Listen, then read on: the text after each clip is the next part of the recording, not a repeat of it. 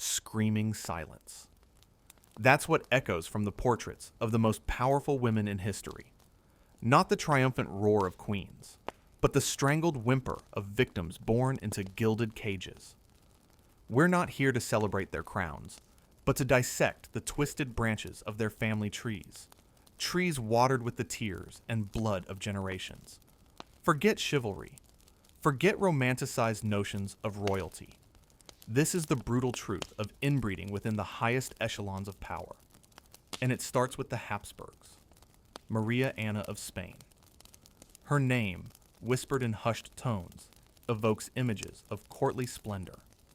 But behind the elaborate gowns and carefully coiffed hair lay a reality far more grotesque. A reality etched onto her very DNA. Daughter of Philip III of Spain and Margaret of Austria, she was a double dose of Habsburg, a genetic echo chamber where recessive traits amplified into devastating realities. We're talking about the Habsburg jaw, yes, that famously protruding lower lip, but also about something far deeper, far more insidious. A fragility of both mind and body that plagued her entire life. The portraits lie, smoothing over the imperfections, the gauntness, the haunted look in her eyes. They conceal the constant illnesses, the melancholia that gripped her, the inability to produce a healthy heir. Maria Anna was a political pawn, her womb a battlefield in the endless game of dynastic succession. Her worth was measured not in character or intelligence, but in her capacity to breed, a cruel irony given the very genetic flaws that rendered her largely barren. Let's be blunt. Her lineage reads like a medical textbook detailing the dangers of consanguinity. Her parents were first cousins, and her grandparents were also related. This relentless pursuit of pure blood, of maintaining power within a single family, resulted in a terrifying concentration of detrimental genes. It's easy to dismiss it as simply an unfortunate coincidence, but the pattern repeats itself, dynasty after dynasty, across centuries and continents. Maria Anna was not an anomaly. She was a symptom of the disease of royal inbreeding that poisoned the very concept of divine right. Her existence was a testament to the callous disregard for human well-being in the relentless pursuit of maintaining a bloodline, a practice that ultimately served only to weaken the very empires it was meant to protect. The Crimson Cradle, indeed, rocking back and forth to the rhythm of madness and decay. Her story, the start of many others, as we continue to peel back the layers of royal history and expose the darkest secrets within. Because these women, these queens, empresses, and princesses, deserve more than just a gilded cage. They deserve the truth to be known. Their suffering must not be in vain. The legacy of Maria Anna and the Habsburgs extends far beyond their family tree. Their impact on European history and politics is undeniable.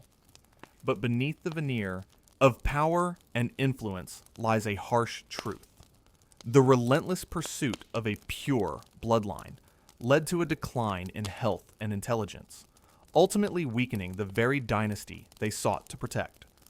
They are a stark reminder of the dangers of inbreeding and the price that royal families paid to maintain their perceived superiority. The question isn't about the crown, but rather the price paid by those who wore it, unaware of the heavy burden their heritage would bring. Spain, a land of conquistadors and cathedrals, of dazzling wealth and crushing poverty, and for centuries a breeding ground for royal dysfunction. If Maria Anna was a tragic overture, Charles II, the last Habsburg king of Spain, was the full-blown opera of genetic disaster. Known as El Hechizado, the Bewitched, Charles was the product of generations of relentless inbreeding. His family tree, a tangled mess of intertwined branches, resembled less a majestic oak and more a thorny, impenetrable thicket. His parents, Philip IV and Mariana of Austria, were uncle and niece. His great-grandparents included Philip II, who was himself a product of cousin marriage. The result was a king, so physically and mentally impaired that his reign was a slow-motion train wreck. Descriptions of Charles paint a picture of a man struggling with every aspect of life. He was reportedly slow to speak, learn, and walk. He suffered from epileptic seizures, digestive problems, and an enlarged tongue that made it difficult for him to eat or speak clearly. He was, to put it bluntly, a mess. But the tragedy of Charles II wasn't just his physical and mental limitations. It was the burden placed upon him to secure the future of Spain. As the last of the Spanish Habsburg line, the weight of the empire rested squarely on his shoulders, and he was incapable of bearing it. His inability to produce an heir plunged Spain into a succession crisis that ultimately led to the War of the Spanish Succession, a bloody conflict that reshaped the map of Europe. The court physicians, baffled by his condition, resorted to increasingly bizarre and ineffective treatments, including exorcisms and the application of holy relics. They were treating the symptoms, not the cause. The cause, of course, was staring them in the face, a genetic inheritance so corrupted by inbreeding that it had rendered the king virtually incapable of ruling. Charles's personal life was as tragic as his political one. He married twice, but neither union produced any children. His wives, Marie-Louise of Orléans and Maria Anna of Neuburg, were subjected to intense pressure to conceive, and their failure was viewed as a national catastrophe. In truth, the problem lay not with the queens, but with the king's own genetic deficiencies.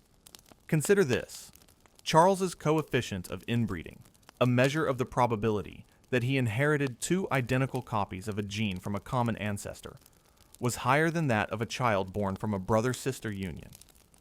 That's how extreme the Habsburgs' obsession with blood purity had become. Charles II was not bewitched by demons. He was cursed by his own lineage, a lineage that valued power over health, dynasty over well-being. His death marked the end of an era, the final agonizing gasp of a dynasty brought down by its own genetic hubris. The story of Charles II is a cautionary tale of the dangers of inbreeding and a chilling reminder of the price of royal ambition. He was a symbol, a living testament to the devastating consequences of prioritizing bloodlines over basic human decency. And the Spanish curse echoes through history, a somber warning to those who seek to control the natural order of things. From the sun-baked palaces of Spain, we journey to the snow-covered steppes of Russia, where the Romanov dynasty reigned for centuries. While not as overtly inbred as the Habsburgs, the Romanovs were not immune to the insidious effects of consanguinity. Their obsession with maintaining power within a select group of noble families led to a subtle, but nonetheless damaging, narrowing of the gene pool. And one Romanov woman in particular stands out as a tragic example: Grand Duchess Olga Nikolaevna of Russia. The eldest daughter of Tsar Nicholas II and Tsarina Alexandra Feodorovna, Olga was raised in an atmosphere of intense pressure and expectation. She was seen as a potential bride for various European royals, her marriage a tool to strengthen Russia's diplomatic ties. But beneath the glittering surface of court life lurked a dark secret. Olga's mother, Alexandra, was a granddaughter of Queen Victoria and carried the gene for hemophilia, a bleeding disorder that primarily affects males. This genetic inheritance cast a long shadow over the Romanov family. While Olga herself was not a hemophiliac, she was a carrier of the gene, meaning that she could pass it on to her sons. This created a dilemma for the Romanovs. They wanted to secure a suitable marriage for Olga, but they also feared passing on the hemophilia gene to another royal family. This fear contributed to the family's isolation and their reliance on figures like Grigory Rasputin, who claimed to be able to heal Olga's younger brother, Alexei, who suffered from severe hemophilia. Olga's story is intertwined with the decline and fall of the Romanov dynasty. The First World War placed immense strain on the Russian Empire, and the Tsarina's unpopularity, fueled by her German heritage and her association with Rasputin, further eroded public support for the monarchy. Olga, along with her siblings and parents, was caught in the crossfire of political turmoil and social unrest. The family was eventually arrested and held under house arrest before being brutally murdered by Bolshevik revolutionaries in 1918. Olga's life was cut short at the age of 22, a tragic end for a young woman who had known only privilege and power, but who ultimately became a victim of circumstance and the political upheaval of her time. While inbreeding wasn't the direct cause of the Romanovs' downfall, the genetic vulnerability introduced by Alexandra's hemophilia gene played a significant role in shaping the family's destiny. It contributed to their isolation, their reliance on dubious figures like Rasputin, and ultimately their tragic demise. The Romanovs, like the Habsburgs, serve as a reminder that even the most powerful families are not immune to the consequences of genetic inheritance. Their story is a cautionary tale about the dangers of prioritizing bloodlines over the health and well-being of individuals. The shadows cast by the Romanovs' secret linger, a reminder of the dark corners of royal history. The stories of Maria Anna, Charles II, and Olga Nikolaevna are just 3 examples of the countless women throughout history who have suffered the consequences of royal inbreeding. From the Ptolemaic dynasty of Egypt to the European monarchies, the pursuit of pure bloodlines has led to a tragic legacy of deformity, madness, and betrayal. The consequences of inbreeding extend far beyond individual suffering. They can weaken dynasties, destabilize empires, and ultimately reshape the course of history. Consider the broader implications. These weren't just isolated cases of genetic misfortune. They were systemic problems, perpetuated by a rigid social hierarchy that valued blood purity above all else. Royal families saw themselves as divinely appointed rulers, entitled to maintain their power through any means necessary, even if it meant sacrificing the health and well-being of their own children. The women in these families were often treated as mere vessels, their primary purpose to produce heirs and secure the dynasty's future. Their own desires, ambitions, and even their basic human needs were often disregarded. The legacy of royal inbreeding continues to haunt us today. It serves as a stark reminder of the dangers of genetic discrimination and the importance of promoting genetic diversity. It also forces us to confront the uncomfortable truth that power and privilege can often come at a terrible cost. The glittering portraits of royalty often conceal a darker reality, a reality of suffering, exploitation, and genetic compromise. We must remember the stories of these women, not as symbols of power and glamour, but as victims of a system that valued bloodlines above all else. Their experiences offer a powerful lesson. True strength lies not in the purity of one's blood, but in the health, resilience, and diversity of the human gene pool. It is time to move beyond the romanticized notions of royalty and confront the dark, disturbing secrets that lie hidden beneath the surface. Only then can we truly understand the legacy of the twisted tree and learn from the mistakes of the past. The silence surrounding these women has been deafening for too long, but the truth, however unpleasant, deserves to be known.